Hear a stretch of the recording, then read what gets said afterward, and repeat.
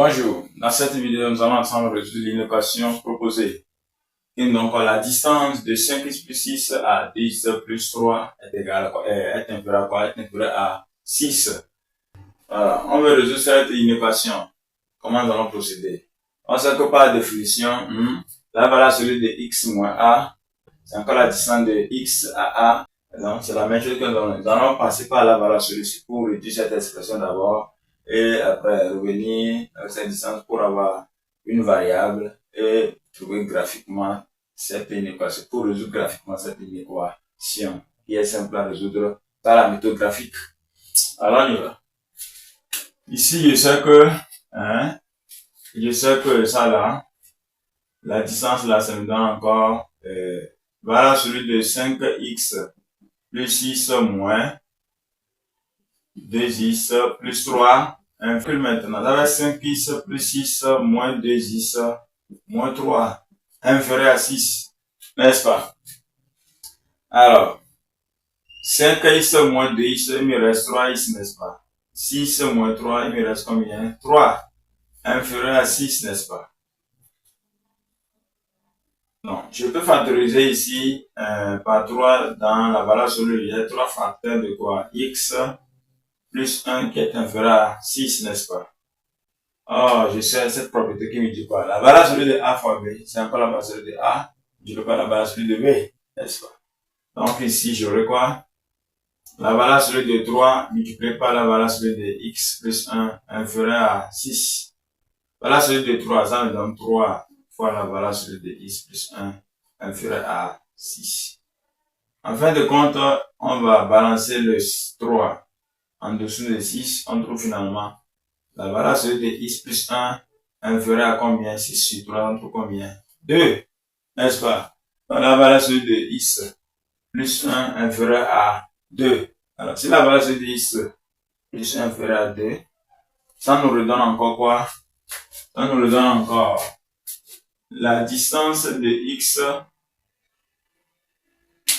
Bon, c'est ça, la distance de x à moins 1 inférieur à combien? À 2, n'est-ce pas? Parce que quand je vois bien, c'est x moins a. Or, ici, il y a plus, donc x moins, parenthèse, moins 1. Hein? C'est-à-dire, on peut l'écrire ici. Donc, ça fait la normale, la valeur de x moins, parenthèse, ça va x moins. Donc, ça va x moins, entre parenthèse, moins 1, inférieur à 2, n'est-ce pas? Et c'est ça qui nous donne la distance de x à moins 1, inférieur à 2. Alors, ici, voilà mon moins 1 qui est là. Après moins 1, je sais que c'est 0. Après 0, c'est 1. Après 1, c'est 2, n'est-ce pas? C'est ça, non? Après moins 1, c'est moins 2. Moins 3 là, n'est-ce pas? Moins 4, ainsi de suite. Ici aussi 3, ainsi de suite. Maintenant, nous voulons trouver la distance de moins 1 de x à moins 1 qui doit être plus petit que 2. N'est-ce pas? Qui doit être plus petit que 2. Or, ça va être 1, 2. Donc, la distance là. Le rayon là pour 2. Donc, c'est ici 1, 2, n'est-ce pas? Donc, ça fait quoi? 2. Le rayon là-bas, ça fait 2. Donc, si je prends par exemple mon x à partir d'ici là, l'intervalle là. Donc, je passe également ici. Voilà. Si je prenais mon x ici là, dans la partie rouge qu'il y a tracé là. Si je prenais mon x là-bas, j'aurais quoi? Vous allez voir que si x, je prenais x quelque part là. La distance de x à moins 1, est-ce qu'il est plus petit que 2? Non, il est plus grand que 2. De la même manière, quand je prends x ici, distance de x à 2, la distance de x, je quitte ici jusqu'à venir à moins 1, on va voir qu'il est plus grand que 2. Automatiquement, ce qui veut dire que mon ensemble solution sera pris. Mais ici, je prends l'intervalle là, en bleu là. Les x que je vais prendre ici, ouais, si je prenais un x quelque part là, vous voyez que la distance de x à moins 1 sera plus petit que 2. Mais quand je le prends ici, la distance de x à moins 1 est plus petit que le rayon qui est 2 également là.